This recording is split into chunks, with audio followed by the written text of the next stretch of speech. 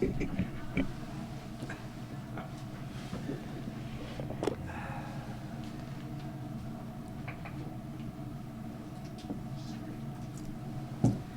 morning. Welcome to the Marion County Board of Commissioners meeting. We are in the Oregon Garden Resort in beautiful Silverton, surrounded by the lovely Oregon Garden. So we're very excited to be here. This is one of our quarterly meetings where we're out in the communities of Marion County.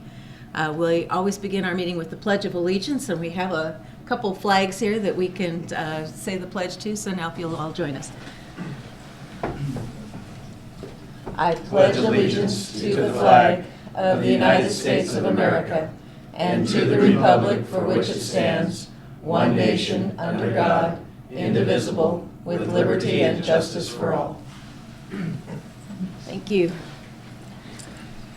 So first item is public comment, and Christy says we don't have anyone signed up for public comment, but we have a number of members from the public that we have asked to come and give us some brief presentations on what's going on in the Silverton community and at the Oregon Garden. The welcome was supposed to be by Rick Lewis, our Silverton's mayor. He had a family death yesterday, and so sent us an email saying that he wouldn't be here today. He's en route elsewhere. So we send our sincere condolences to Mayor Lewis. And then, so the next presentation was Tim Roth, Chair of Silver Falls School Board, but I understand Tim is not here and it's Wally Learman, is that right? Correct. Right, so thank you for being here. You bet. And thank you for being out in the communities. I was at your meeting in Scotts Mills, which is one of our district schools, right. a few weeks ago, That's so I right. appreciate your effort getting out in the community. Tim had some water issues he's dealing with, so he wasn't able to make it today. Oh dear. So just briefly about our district, our district encompasses about 240 square miles, 13 schools, of which 8 are rural K-8 schools, includes 2 charter schools and a comprehensive high school. And we're fortunate enough, about 5 years ago, the community supported a new high school, so we're really proud of our new site on the west end of town. We're one of the highest performing districts in the valley, with all elementary grade levels achieving higher than state average in reading and math. We have an 82% graduation rate over 4 years, 93% graduation rate over 5 years. We also pride ourselves with parental choice. We allow, if there's enough room in the schools, we allow parents to move their children across attendance boundaries to go to the school of their choice and meets their best needs. So we're really proud of that. It's really been a real positive thing for our community. We also take a number of students from from districts outside the Silver Falls school districts, such as Salem Kaiser, Woodburn, Staten. Giving parents a choice in their children's education. We're also proud that our teachers, when they come to work at Silver Falls, they're here to stay. The average experience level within the district is 14 years, which is really quite good. And 99% of our teachers are highly qualified, and the high majority of them have master's degrees. We enjoy partnerships with the community, such as Oregon Garden, local businesses where students can gain some work experience, and businesses support our athletic teams, of which we're very, very proud of too. Our athletic teams, particularly the last few years, have done very well locally, and it's really a piece of community pride. And it just adds to the support for our schools. And we also have very good parent involvement in our schools, lots of volunteers, fundraisers, support inside the classroom, support for field trips and whatnot. So very high level, and we really appreciate that. So again, thanks for coming, and welcome to Silverton. Great, thank you. And I was reading in the Silverton newspaper about raising money for a turf project at the football field. Yeah, there's a community effort right now to replace the existing turf football field with artificial turf. And it's not in the new area. Can you maybe describe? Our football stadium and field is at our old site, the old Silverton High School, Union High School building. We don't have enough room or money to move all those facilities to the new site, so we're continuing using that. The turf field has a lot of upkeep to it, and it's fairly expensive. Artificial turf is probably almost the same expense because you have to replace it every 10 years, but the annual maintenance is much less, and the rate of injuries is shown to be less. So again, it's totally volunteer driven, and we support it, but it's not being funded by taxpayers. It's exciting. Yeah. Any questions? Well, I thank you for your service on the school board. Sure. Really appreciate citizens who get involved and serving in that way. And it sounds like you got a great community and good results. And thanks for your leadership there. You bet. I appreciate that. I got started in this when my kids were pretty small. Now they've all graduated, and the community's asked me to continue, so I've continued to be on the board. So I've been on it actually quite a while, and it's been a good outlet for my skills, and I appreciate being part of the community. This is kind of a repeat of things I said up at Scotts Mills, but I'm at least, I think we're aware of that seems to be a special little school when you talk about being able to transfer kids around to make that available to everybody is pleasing. On a personal note, Kevin and I both got invited to a chili feed that we attended and pretty well received, and we got to see some of these kids. And Is that Scotts Mills Yeah. or Victor Point? Scotts Mills. Okay, they both have chili feeds, yeah. okay, well they also had the cornbread that was promised, so it's good as it gets in my world. But I did get the chance to visit with several people there and the kids themselves. And I know I've got kids. I know how they are. They don't want to talk to some guy, but these were. I just sat down with a group of them, and I was planning the next day activity with them, so it was Great. really fun. But a good bunch of kids is what I'm trying to say. Well, again, I think it's great you guys are coming out in the community and really seeing what's going on. So kudos to you guys as well. All right, thank you. Thanks. Next up is Stacy Palmer, Executive Director of the Silverton Chamber of Commerce. Stacy, good to see you. Thank you for being here. I'll reiterate what Wally said and welcome you to Silverton, the Garden City, and gateway to Silver Falls State Park. We're working on a number of things in the community right now, and our biggest one is a partnership between SEDCOR, the City of Silverton, and the Chamber of Commerce on our BR&E project, which is business retention and expansion. And we're working with a group of community volunteers to go out and interview select businesses in the community and ask them about their business plans for the future. Ask them about any encumbrances they might have to growing and expanding here in Silverton. But also what there is that the city or county can do, and I know this is a countywide project that SEDCOR has been kind of spearheading, and we're happy to be participating. And we're at the interview stage at this point, so we're contacting those businesses, and we've got teams out there doing our interviews as we speak. So we're also proud we're doing our 13th annual shop hop in town, which is a creative way to get folks into our local shops for the holidays. We've got 29 local businesses that you can visit as part of your holiday shopping. But while you're there, if you happen to get a stamp on 25 out of those 29, you're eligible to join a drawing. And somebody's going to win $725 worth of gift certificates for shopping this holiday season in Silverton. It's just kind of a fun way to get folks into those shops and get them to know what's here locally so that they can shop local whenever possible.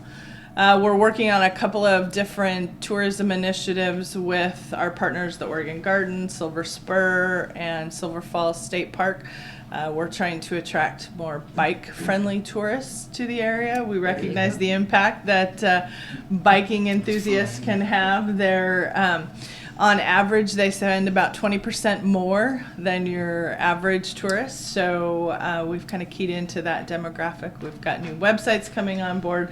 We've identified routes that they can ride that are safe routes. Not all of our roads are designed for bikes to be on, but we're working with those bike enthusiasts to identify the ones that are and kind of moving that initiative forward. We're also looking at folks that are interested in the history component.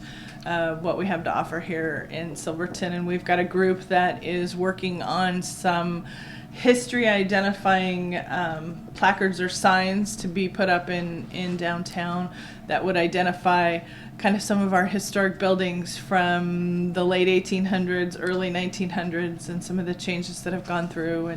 And it'll be a bit of a walking tour, so you'll move from one location to another throughout town. But we found that folks like to take that kind of step back in time and see how things were back then. So couple of those types of things. Of course, we just had our tree lighting in town, which is one of our big events for the holidays. We had 1,500 or more folks crammed into Town Square Park for our annual tree lighting, and we kind of cherish that event every year. We're still one of the few communities that lights up a Christmas tree instead of a holiday tree, so we take pride in that.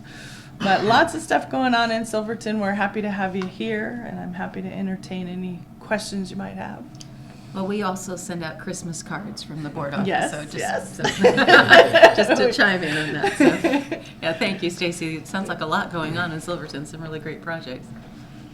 Right, and Stacy, have you worked with Travel Salem on some of the tours they're trying to organize with the Silver Creek Falls, and would that be a part of a stop on those tours, Wine Country? Wine Country is part Right. of that, and as is the bike tourism. Okay. They're actually putting that on their interactive maps that they're working on as well, yeah. And the tree lighting sounds a lot more fun than Scoop and Poop with Representative Gilliam and the Home Run Davenport days, but I missed that. I was just gonna say, yeah, I would bet it's a lot more fun. And this year he made me scoop poop while he drove. He's learned over the years, Yeah. apparently. Oh, I did have a question. you're These bad thoughts.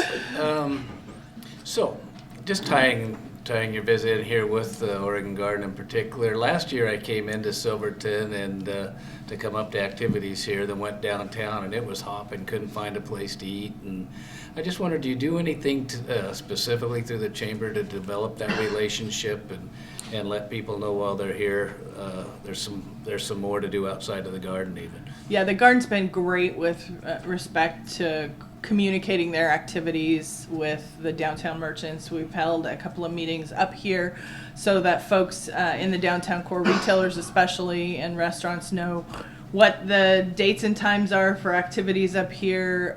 Now they have parking lots down in the downtown core for their event to alleviate some of the traffic issues they've had, and that brings folks downtown. They've got maps that direct folks for dinner and that type of thing, and the businesses now are staying open during those peak times when Great. folks are visiting the garden. So it just kind of creates that vibrancy downtown at night, which you didn't typically see.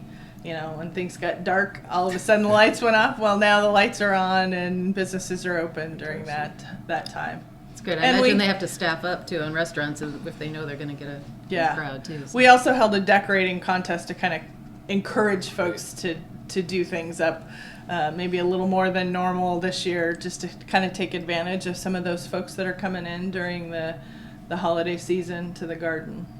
So I don't know if Mark Hunter will be talking about it, but we had a Oregon Garden Foundation meeting yesterday, and we're told that numbers are up this season pretty substantially, and I'm hoping you're seeing that activity downtown too. we are. Great. We are seeing an impact, definitely.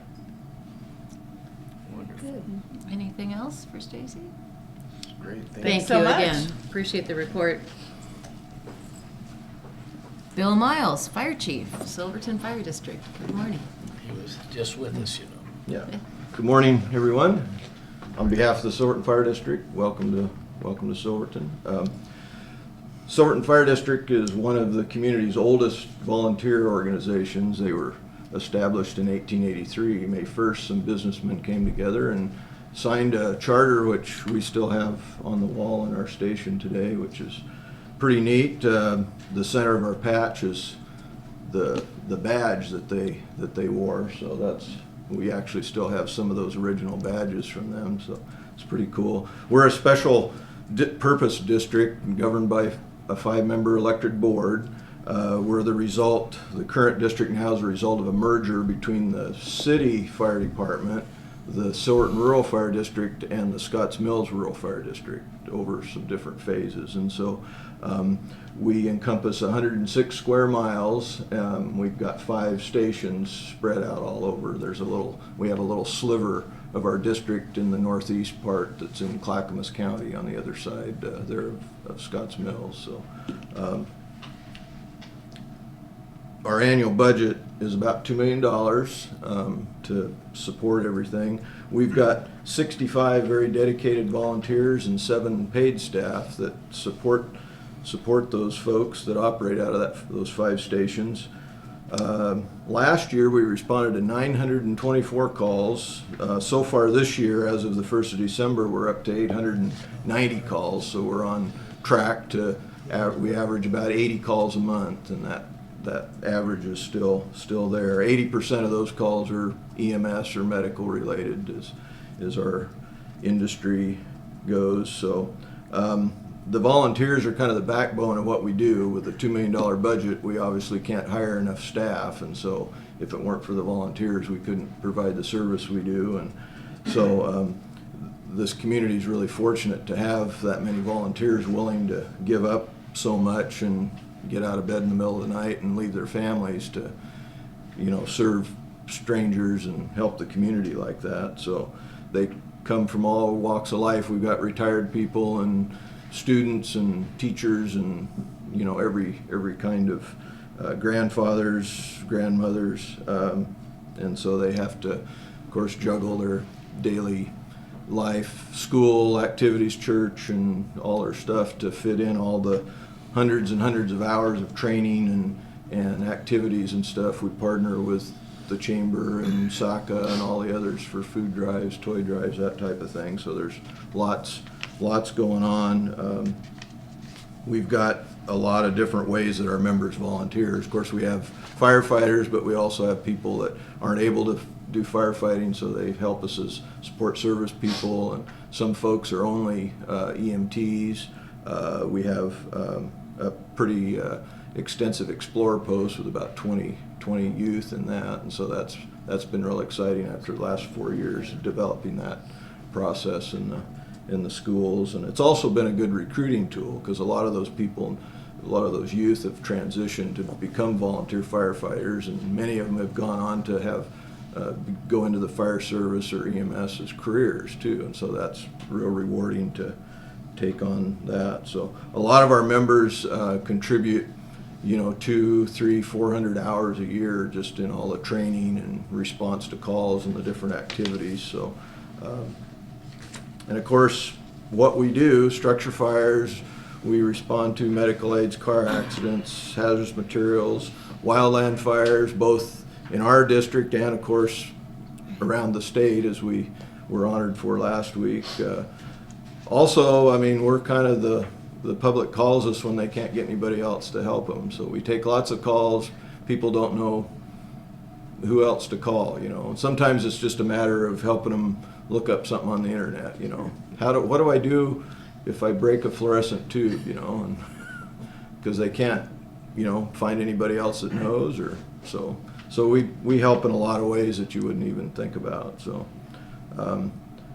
Some of the other things, all of the fire agencies in Marion County have mutual aid agreements with each other too, so I think that's something that all of the agencies alone, none of us could do it by ourselves, the resources we don't have, and so we're, probably 3 or 4 times a month we're going to Mount Angel, going to Sublimity, going to State, and going to Marion County 1, helping out, and likewise they come here to help us, so I think that's kind of a neat thing that we do help each other out. And through our fire defense board, we meet every quarter and work out those plans. But that's kind of the day to day or the month to month of what we're doing all the time, besides the busy summers going statewide. So some of the extra things that we do, safety inspections, fire extinguisher training, smoke alarm, carbon monoxide alarm checks, car seat safety checks, public fire prevention education programs. We have a lot of volunteers that help us out with that, do station tours, plus go to the schools and things like that. So we're real busy with those types of things. Volunteer recruiting for us is kind of a year-round activity too, and as you can imagine, it's real difficult to keep volunteers with the kinds of training that's required nowadays, and so recruiting is a big thing that we're doing year-round, and we're right now in the kind of the climax of that, where we're getting ready to start our annual training academy in January, and that lasts about 4 months, and extending Friday night, Saturday, and Sunday training. So it's a big commitment when somebody kind of steps forward to want to start doing that. And so we've got 18 people this year that we're slated to start that academy in January. So that'll be a big task for, not only we have a lot of volunteers that help us with that training, but we also have staff that work on it as well. And so some of the other things, as I'm real proud to report that as of the 1st of December, we made the very last payment on our 1995 general obligation bond, and so that was pretty exciting. And then also last May, the community overwhelmingly supported us with a new bond, and so that one's going to be actually we ended up with the final deal as being a 14-year. We were able to negotiate some lower rates and got a year tacked off, which meant about a $70,000 savings. So it's actually going to be a 14-year bond that we got. So right now we're working on all the new apparatus and station improvements and some of those things that are keeping us real busy with all of the government process for purchasing and stuff with that. Also, last winter we were successful and we got 3 Oregon seismic improvement grants for 3 of our outlying stations. The Victor Point, Abaquah, and Crooked Finger stations are all going to get seismic upgrades, and we're taking the opportunity. That process is going to be really extensive, and so we'll actually combine some bond money with that to do some additional upgrades to improve those stations and fix them up. So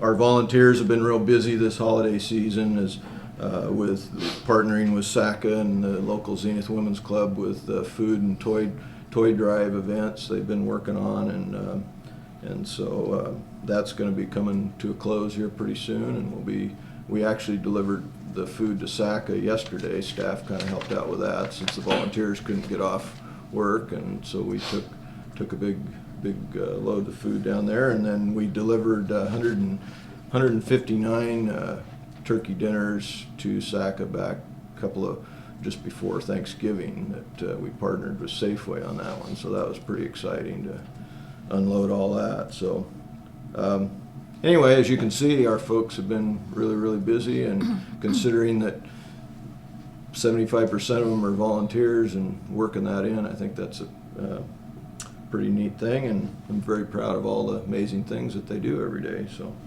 thanks for your time and the opportunity to talk to you. Thank you for a great report. Questions? Well, a number of comments. First of all, thanks for coming in and telling us all these good things you do. I don't want to take a long time, but I got a little background in what it means to be a volunteer over 20 years. But when I started, all you need to do was drive a truck, squirt some water, and if you could don an air pack, that was wonderful. Yep.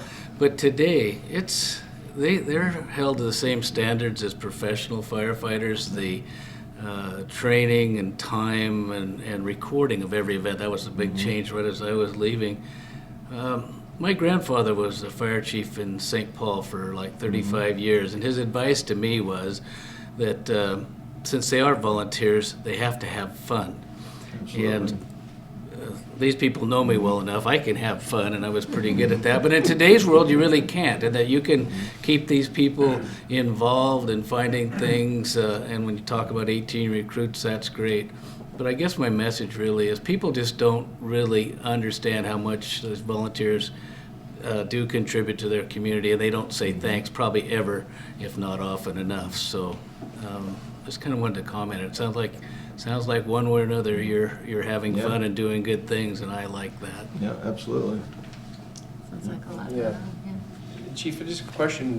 The training that starts in January, you said it's like 2.5 days a month, or 2.5 days. Is that Well, once a month or? No, actually, weekend? we try to schedule it every other weekend, so we don't take all our time, but many times with all the stuff we're trying to cram into that 4 months, we end up with back-to-back weekends a lot of the time, so for all purposes, it's pretty much every weekend for that 4 months, so Big it's commitment. pretty tough. Thank you for your service. And if you have any events that have food and you want Yeah. a couple of commissioners to come out and encourage your volunteers, we're there. Yeah, So well, let us actually, know. our volunteers do a breakfast for Mother's Day every year in May, and then the Scotts Mills Association does a chicken dinner the third Saturday in October, so those are kind of standing dates, so we'll have to make sure that Chicken you dinner. get word of that. Yeah, it's a great time out there, so. So just wanted to pull one other comment that you made was about people calling you just to figure out, like, you know, how to do something.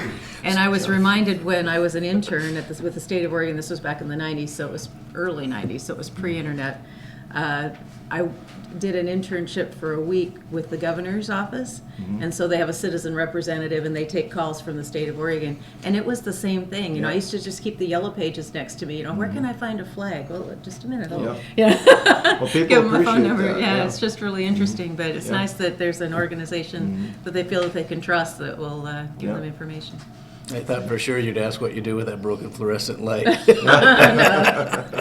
They didn't call the governor's office on that, but they Well, called them a fortunately, lot of Marion things. County It's very interesting. told us how to do it. so. Right.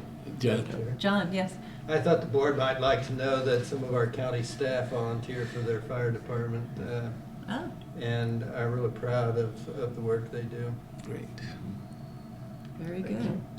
Well, thank you. Thank Thank you. you again for coming down to our board meeting. Absolutely. And for My the pleasure. ceremony we had last week.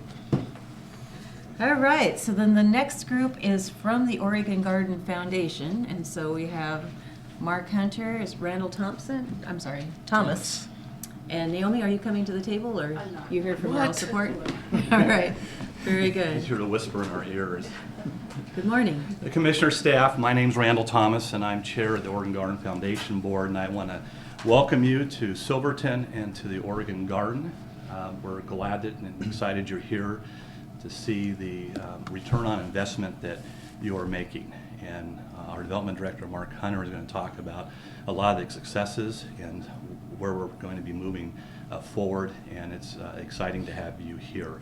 I just want to briefly share a little about Christmas in the Garden that's currently occurring. This year, one of our very exciting items is an ice skating rink, and that is open until January 3rd. Currently, we've had about 1,700 ice skaters that have been on the rink. We've also been receiving a lot of regional media coverage.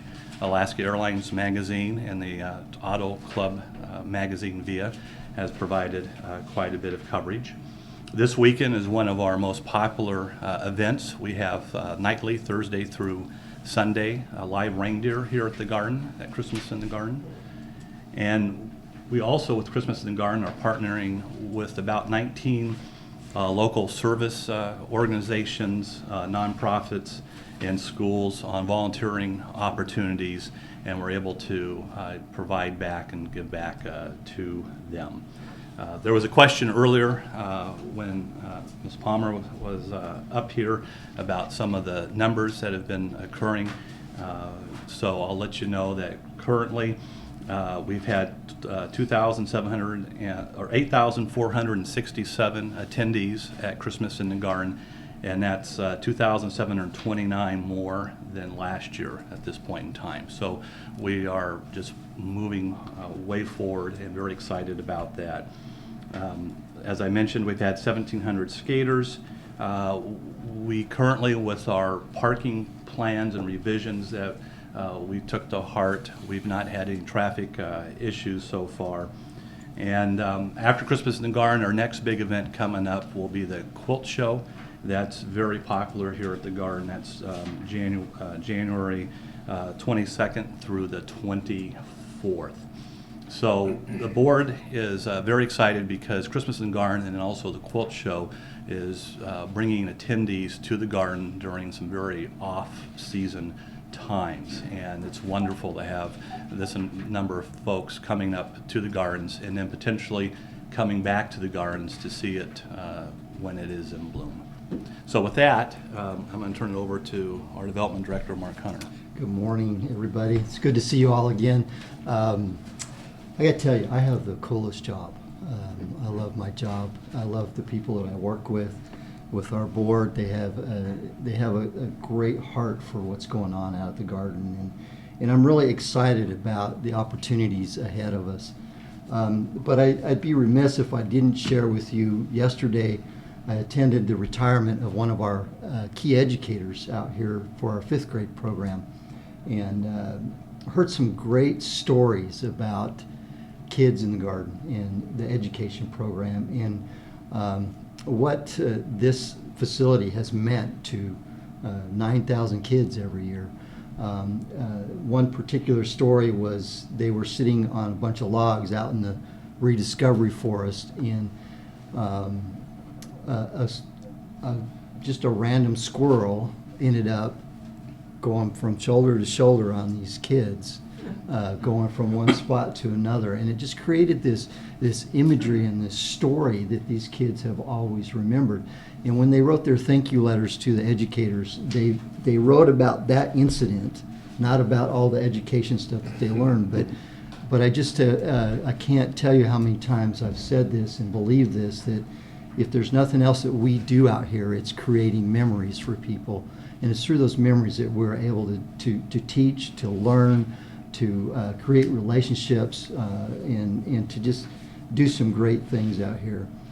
That being said, just some of the things, the last few times I've been with you, I've talked about development and where that's going, and we're excited about all those things, and we've had some real successes the last few months with our development programs. But I just wanted to share with you some facts and figures about the garden itself. For example, there are 35,000 plants in the garden. 60,000 additional plants are planted each year in the garden. So those are big numbers to get around, and the first time I saw that, I was really impressed by that. Last year, we had 125,000 visitors spend time at the garden. Approximately half of those spent time in lodging situations here or in nearby lodging areas. So economically, it's just attracting millions of dollars into this part of Oregon, Marion County, those types of things. So it has a huge economic impact. Our membership has grown by 69% over the last year. So we're attracting people that want to come here on a regular basis and are so enthralled with the place that they purchase memberships. We have 600 volunteers providing over 10,000 hours of service through horticulture, through the education programs, through our events. And we have, like I mentioned, 9,000 kids that come through here with the education program. And a lot of those kids are from underserved and disadvantaged communities around the state. And we reach as far as Portland, Corvallis. A lot of Marion County kids come out here for their outdoor education programs. And one of the highlights, of course, that we like to talk about is this is a great wedding spot. So 55 couples this year said "I do" out here in the garden, and that's pretty significant that we have a lot of people doing that. Looking towards the future, of course, we're looking at a comprehensive strategic plan that we've invited our partners to work on with us, including the county. Tammy's going to help us with that, and we're going to look at the foundation strategically going forward and how that's going to look and how we're going to operate within the garden and how we can continue to support the garden. Of course, we already know about the expansion into the Pettit property, including an 18-acre lake, and we're also redesigning our education programs to reach 3rd and 4th grade children as well as all the other grades. So a lot of things happening, a lot of opportunities. It's an exciting time to be a part of all this. And again, thank you for being here and being in the garden. It's really great to have you here. Well, we're excited to be here. I was just thinking, we were just here a month ago for an extended planning meeting as a board, the 3 commissioners and John and Jan Fritz, our deputy county administrator, so we chose this place to help us kind of sort out our strategic plan as a county board of commissioners. And really great to be here today. Commissioner Brentano serves on the foundation board with you, and I'm sure he has some comments that he'd like to share as well. Well, these two people, gentlemen, they cover everything, hardly leave it. So I have to repeat, but Randall was going over this Christmas in the Garden in particular, and it was brought to the board through the operator's Moonstone about 3 years ago, and has grown each year. And you can see from the comments we've had the impact both to the gardens and the city of Silverton and Marion County itself. So I'm just really pleased at that, and that it is growing new features. I kind of told this story already, but it's so true. On the 18th, I'm taking my family for an ice skating trip prior to our Christmas party, and I've been telling people that starts at 4:30. Camera ready. Yeah, you'll be able to view me at Silverton Hospital about 8. So. And then Mark got into the growth in the garden and plans ahead. So it is really dynamic and growing and fun to be part of. Probably one thing that I don't think we mention enough is that so many helper volunteers, contributors that make the success. And we don't really talk about it, and there's several, but I'm going to mention the Roth family and Roth Markets, their close association with the garden, and these education programs that they've sponsored for years and years. That bring young people into the garden, make them aware of all the things that go on biologically, I could almost say, and then hope for an affinity with garden and the outdoors ever since. And they've sponsored that for a long time, and I want to acknowledge it. So after this meeting, too, you are going on a tram ride, is that right, with Mark Hernandez, who's going to film it, so we can send that information out to Salem-Kaiser area that get CCTV. It started out with 3 commissioners, now it's me. Now they might want a little skating demonstration, and I'm not up to spins till Friday. I'm just a once in a lifetime event. Put roller skates on and have a tram pull I would go, I just have to go to I I understand. have a I'm looking presentation forward at to 11. it, and I so- hope we can. It's not pouring rain, and give a little Yeah. demonstration of what's Well, out here. Right, that's great. Well, then, Bill Miles, will you have your cruiser ready about Yeah. 5? Just have to dig him out. Oh, thank you. And Mark, since you joined, thank you for the work you've been doing on the foundation, and really appreciate the progress that's being made. So thanks. for your We're very service. pleased with Mark. Yeah. So, great report, thank you so Again, much thank for you being for here. physically being here for your meeting. Letting us have our meeting out here. Ken, did you want to come up and say anything? I wasn't planning on it, but I forgot about the chief. Yeah, well, I was just thinking about that, and so maybe you can wrap us up from the city of Silverton. Thank you, Commissioner Carlson. Briefly, Ken Hector, Silverton City Council. I'd like to take the opportunity in Mayor Lewis's unfortunate absence to issue a warm welcome to Marion County Commissioners and staff. Appreciate you being here today. Appreciate the outreach in the county that you have undertaken. I think it really is meaningful. I've had the good pleasure to serve on our city council for almost 28 years. And so I think I'm qualified to speak to this, and that is the long history of cooperation and collaboration between the city and Marion County. And whether that's been on major projects like the Oregon Garden, like the formation of our juvenile justice court here in Silverton, which was the first one in the state of Oregon to do that. And it took a lot of work with Marion County Juvenile Justice, but it has all come together, and it's gone a long way to addressing juvenile crime issues in Silverton. And so we're very proud of that, and thankful for the flexibility and the willingness for the county to think creatively to solve what was a mutual problem. In addition to those areas, certainly things like a variety of public safety issues, transportation. The list is long, but the cooperation and the collaboration has always been there. And I think it probably goes unspoken, and a lot of people don't realize that it takes that kind of teamwork for cities to function properly and for the county to function properly, because at the end of the day, we're all in this together. So again, thank you for all you do and for all you do for Silverton. We really do appreciate it.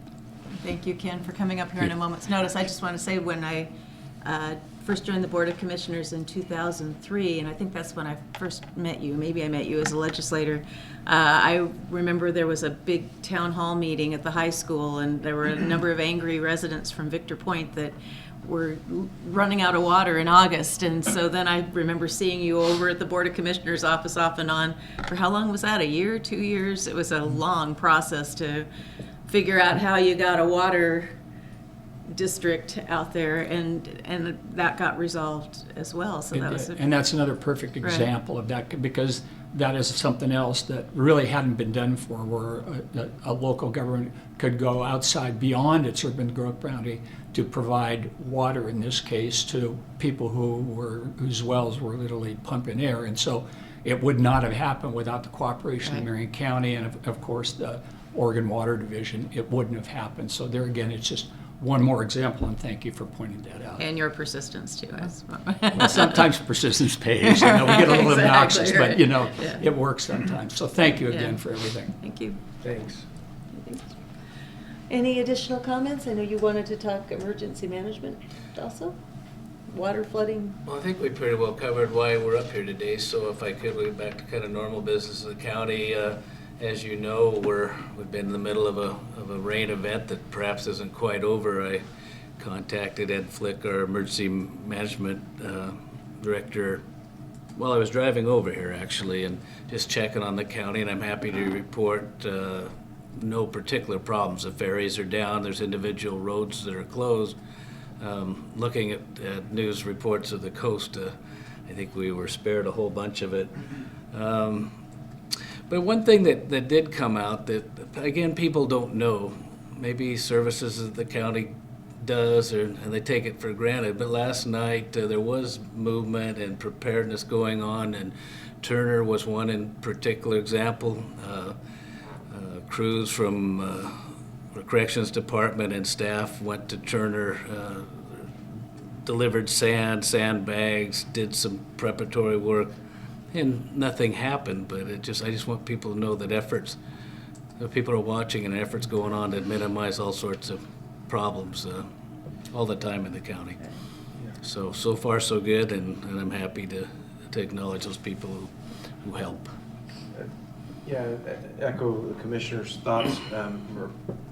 Yesterday I just was driving through Turner on the way to our meeting in state and our breakfast meeting, and they had these beautiful snowflakes on the lights. If you haven't been out through Turner since they've redone their streets, and they've got these neat lights, and anyways, it just made me think of their city manager, and I texted David Sawyer and said, anything coming up, what we can do to help, and he says, we're all under control, we're getting all the help we need. And it just dawned on me to have the consistency and leadership and people who have been through it, and I know why you're smiling over there, but the people that have been around, that have been through it before, and having that leadership, they're prepared this time for something. So, and it is a county and city cooperation even as we're going forward. So. Great, and our public works crews, to add, you talked about the work crews from the jail, but they oftentimes are out round the clock trying to deal with these Other issues. Another thing worth mentioning, and I was just going to try to bring it up on my phone, but it's that next door neighbor application. Yeah, next door, right. Next door. Last night, yesterday afternoon, our sheriff's department sent out several links to, if you're on that, I don't know if Silverton does it, but our sheriff is on it, and a lot of the small communities are on it. And the links came out over my phone as to where you could go with road closures and things that were happening in the city. So today's with social media that we have today really helps people kind of stay on. And it made me think on the way over here, don't go Hazel Green because you can't get through, because I had read it last night. So there's a lot of good things happening to help prevent some of the sad stories that we've heard out in the past. Absolutely. John, anything you wanted to add? I think it's important for people to understand that counties by statute are responsible for a major role in emergency management. And our Public Works Department does a great job with these small communities in providing sandbags and sand. We see that, of course, as a problem, particularly in Turner, almost every year. And between the sheriff and public works department, they do a great job in helping our communities survive some of these emergencies. And we're really proud of the work they do. Thank you. We ready to move to the consent calendar? Yeah, just- Anything else? Just to follow up, just because of our community grant program, Turner got some money 2 years ago, rain gauges, and that was the thing David Sawyer said, we've got gauges now, we can predict this a little bit better than where we were before. Nice. And Staten said that yesterday as well, how they can, the city manager's getting these text messages of river levels, and of course now it's what do? We got the data, how do we react to it? So there's a lot of improvements. Madam Yes. Chair, Yes. I think the other thing, if you'll remember, a couple years ago, we had a huge flood along there, and it took out a bridge, Whipper Bridge. And our Public Works Department has worked with the folks there and rebuilt that bridge for them. So, and that was important for the fire department because they couldn't get their trucks over that river without that bridge. Right. Well, and I just want to say, it was Stacy's feedback when I went around community by community for the 150 miles for 150 years relay, and she was one of several that talked about the economic development grants and the need to be a bit more flexible and involve communities in those grants. And so now we have that program as a result, very much a result of the feedback that you gave, so I appreciate that too. We ready for consent? Perhaps. All right, so is your turn? Yes. Okay, so we will now, Commissioner Brentano will read our consent calendar. Madam Chair, I'd like to make a motion to approve our consent calendar this morning. A little bit shorter than normal, but under Business Services, Human Resources, adopt and establish a new classification, Community Service Program Coordinator, number 161. Tax Office, approve an order authorizing the property tax refund in the amount of $87,028.79 to DirecTV LLC. Approve an order authorizing the property tax refund in the amount of $31,913.89 to Kaiser Foundation Health Plan. And the last is approve an order authorizing the property tax refund, a property tax refund in the amount of $24,092.70 to Keystone Resources LLC. I'll second the motion. Okay, we have a motion and a second to approve those items. Any comments?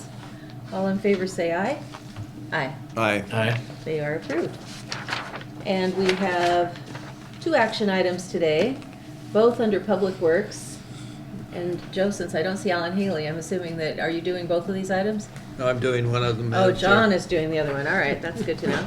All right, so Joe is only on the hot seat for the first one, which is to adopt an administrative ordinance granting LA 15-002 regarding amendments to the Marion County Code, Title 16, and that's the Urban Zone Code. And this is Joe Fenimore from Public Works. Correct. For the record, Joe Fenimore. This item is to consider adoption of an administrative ordinance amending the Urban Zone Code by emergency procedure.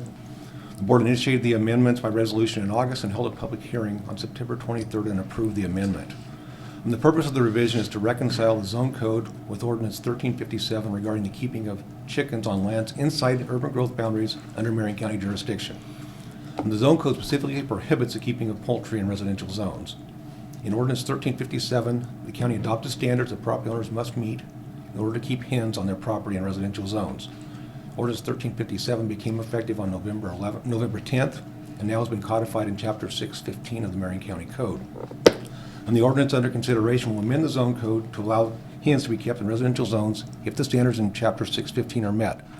Normally, I'd refer you to Exhibit A in your attachments, but it never got attached to the ordinance in your packet. So the actual words in the ordinance, Section 1625-200A11, talks about uses that are allowed in the urban zone code if you have a house on a property or permitted use. Under item 11 of allowed uses, it says pets, provided a conditional use is required if there are more than 10 mammals over 4 months old. The second sentence then says no fur-bearing animals other than pets and no livestock, poultry, or beekeeping are permitted in residential zones. The amendment before you today amends the second sentence and says no fur-bearing animals other than pets and no livestock, poultry other than is allowed under Marion County Code 615 or beekeeping are permitted in the residential zone. So it's adding those words in the middle of that second sentence. The board has the options, the ordinance was prepared, and notice of adoption was given on December 2nd. It's now before you for final adoption. You have the option of adopting the ordinance before you, direct staff to prepare a modified ordinance, or not adopt an ordinance at this time, and I'll be happy to answer any questions. Well, thank you, Joe. And for those of you that haven't been following our board sessions around chickens, Commissioner Cameron has a rooster song that he would ordinarily play on his phone at a time like this. I don't know if he's got it primed.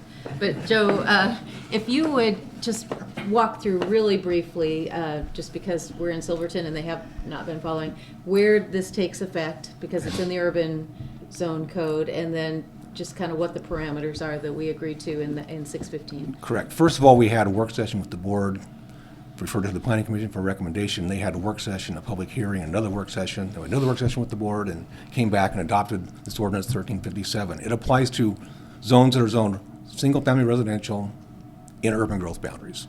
So practically, where is that in Marion County? Most of that is in East Salem.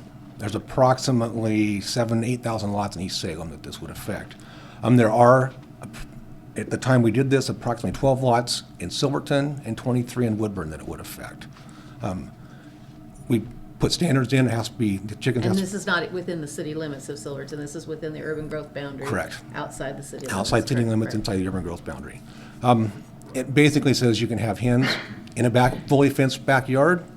There are setbacks from houses on adjacent properties that your coop has to maintain.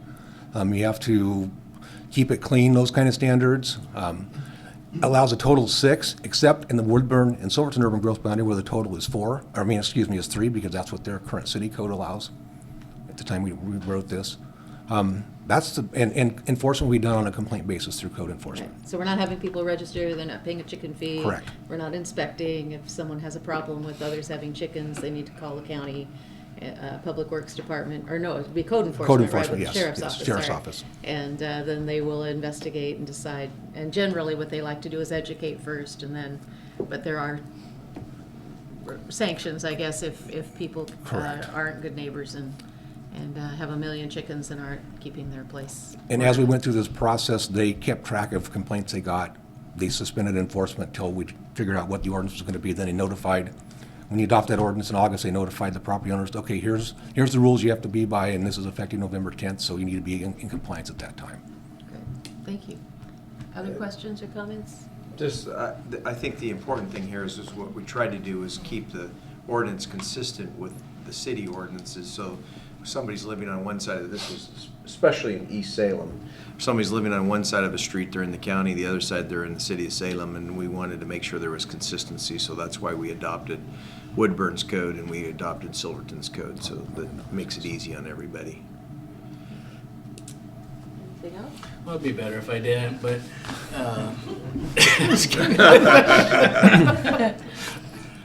first of all, I kind of drug my foot on all this, and it apparently isn't a big deal. We aren't having big problems. But the only thing I'm laughing about is we come out on these visits out into the area to show the importance of Marion County to our citizens' lives, and this is such an example. I just can't believe it. They kill the rooster. Did you want to continue, Commissioner? No, that's good. All right.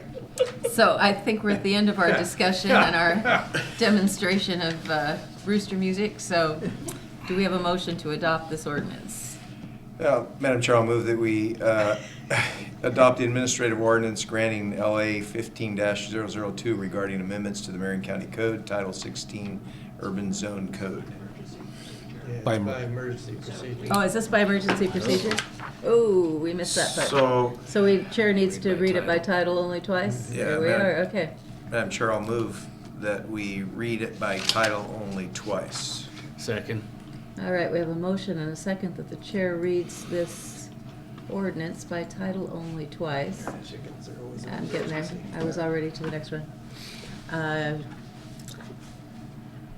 Is there any discussion? All in favor, say aye. Aye. Aye. All right, so now do we have, so I'll read it by title only twice, sorry. In the matter of an ordinance amending Marion County Code, Title 16, Urban Zone Code, provisions and declaring an emergency. second time, in the matter of an ordinance amending Marion County Code, Title 16, Urban Zone Code Provisions, and declaring an emergency. And now we'll adopt the ordinance. Madam Chair, I'll move that we adopt the ordinance amending the Marion County Code, Title 16, Urban Zone Code. I'll clucker along with the rest of you and second the motion. All right, we have a motion and a second to adopt the ordinance. Any further discussion? All in favor say aye. Aye. Aye. Aye. Thank you. Thank you. Thanks, No Joe. roosters allowed.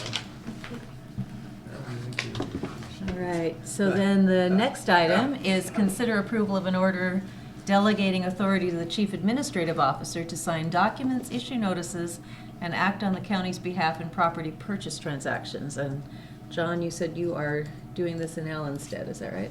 Yeah. Madam Chair, Commissioners, as you know, we're in the process of purchasing 2.91 acres in Almsville on Mill Creek Road Southeast. The property will be used by the Department of Public Works as a staging area for their equipment and the various products they need and equipment they need to work on the roads.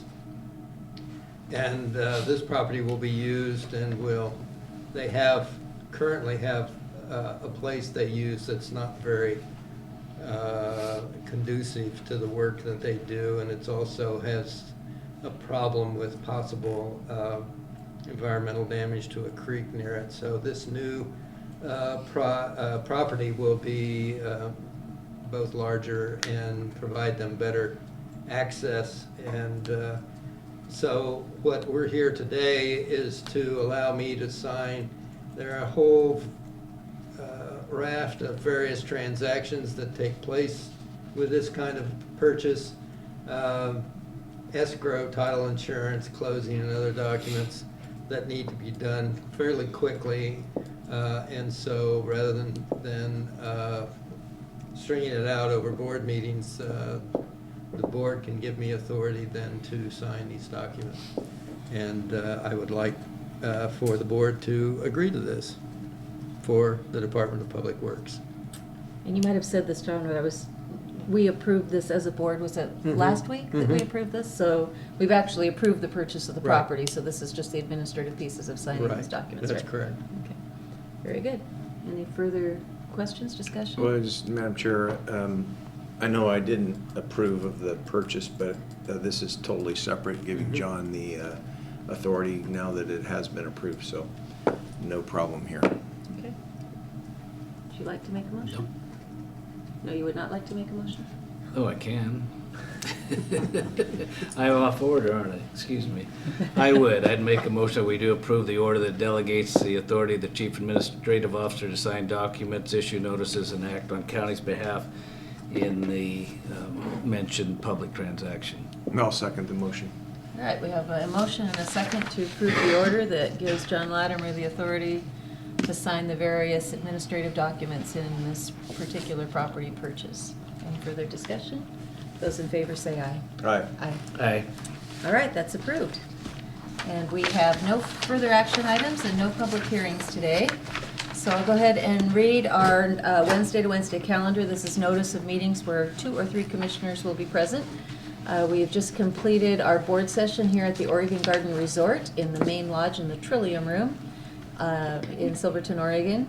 Tomorrow morning, Thursday, December 10th, we will be at Sherry's Restaurant, 4998 River Road North in Kaiser, for our meeting with Kaiser officials. Also on Thursday at 9:30 is a work session. This is on the Marion County Master Plan Parks Review.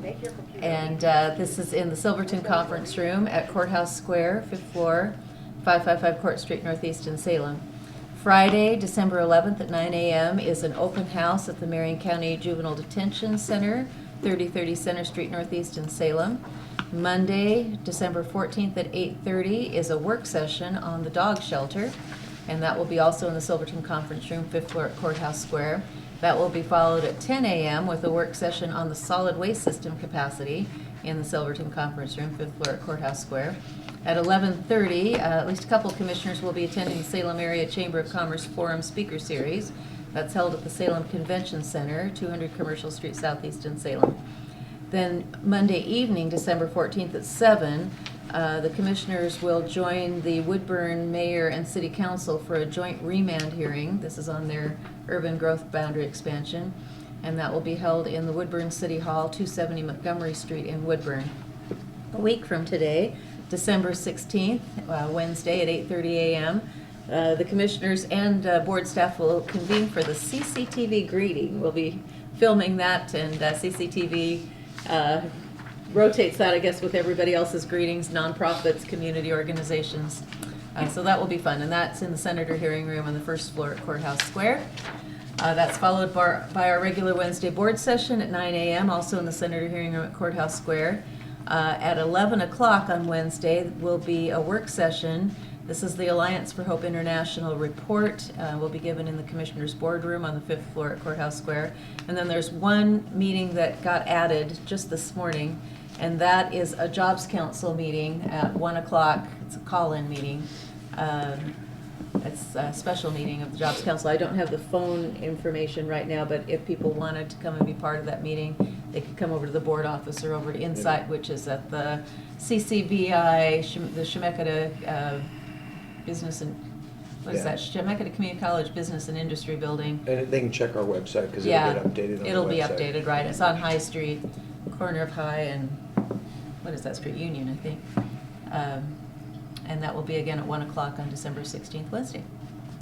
So anything else for the good of the order? Well, I do have one. It's not a list where we're not all going to be, but I leave tomorrow for Eugene for the ONC annual meeting. We'd elect a new board, new officers, as a matter of fact, some changes there. And a big issue, unfortunately, is planning a lawsuit with BLM for not upholding the original ONC Act in their current plans. So it's a interesting and Important unfortunate topic. time. Yeah. Yeah. Do you still have your orange Santa hat for next week? Perhaps. Why, do you like that? The OSU one? I'll find it. I'm glad Are you wearing brought it. green or, no, you'd be No, wearing heck. OSU, right, yeah. I guess I'll have to wear green. He'll wear orange, I'll wear a black one. All right. Anything else? I was going to mention that I'll be heading to a meeting of the Intellectual and Developmental Disabilities Council that starts at 11 this morning. We've been working, some of you recall, I made the rounds last year on the Kaiser Big Toy Playground. It's a regional park out in Kaiser along the Willamette River. And phase 2 of that Big Toy we're working on a grant for a rubberized surface so that kids with disabilities, grandparents with walkers and so on can be out on the playground. Post-skating accidents, for example. Right. Well, it was $319,000 just to complete the playground, so we pulled the rubber surface out because that costs between $180,000 and $250,000, if you can believe that. And you can't do volunteer labor with the rubberized surface. You have to have a certified person come in and kind of blow that rubber in. So we made that phase 2, and so now we're working on that particular grant, but we're seeking the input of people who experience disabilities or their families so that we can actually look at what else we can do in the playground to make it more adaptive and to make it fit the needs of children and families who have disabilities. So we'll also be looking at an ADA restroom that will be there. Right now there's a couple portables, but that's not a great situation for someone that needs the facilities and is disabled. So it's a great project anyway. So that's where I'll be at 11 o'clock instead of on the tram. So. Okay. Oh, I see. That's Yeah. what you're telling me. Yeah. It's legitimate. Yeah. Appreciate I it. figured you could approve of that. Well, Now, what's your excuse, Kevin? my excuse is our chief administrative officer and myself are going to SEDCOR's lunch at the Salem Convention Center on 366-hour presentation of being prepared for the great shakeout. So I know they've always talked about 72 hours of supplies, and they're trying to promote, how do you get through 14 days, because a lot of people survive an event like that, but it's over those next 2 weeks where we lose lives. So we'll be talking about that. And then Friday and I want to make sure everybody knows that there's an OLCC local government presentation at the convention center on recreational marijuana. That's at 7:30 on Friday morning, and I'll be attending that. And any local government officials that want to show up and listen to what OLCC has to say, it'll be a good event. I think Are you Joe going to will that? be there. I will be there. Yeah, Great. I've been sending And him it's- the. And then it's going on, I notices. think, after that for their vendors or something. It's a long day they're going to be talking Right. about. We will be working on More Marion County's marijuana. ordinance. It includes land use, public safety, and so many different aspects. Might want to thank CCTV for the work they do to provide this. Sure, you want me to do that? I do. All right. So I want to thank CCTV for being here today, and for Joe and Mark for manning the cameras and the, whatever you call that. the Well, there's a lot to set switchboard. up if you really Yeah, see it. It's- absolutely. it costs And also thank Christy for being here Yeah. and getting our computers all set up. We've gone to paperless board sessions, but then when we went out to Scotts Mills, for example, we had notebooks, right, because we weren't able to get the computers going. But she brought everything on a flash drive here, so we were still able to do paperless for today, which really saves the board office a lot of effort. And the departments for making like massive numbers of copies of these packets that we scan through and are done with in a few moments. So it's great. Anything else for the good of the order? Thank you all for coming. Thank you for being here, and we will adjourn. What's your favorite restaurant?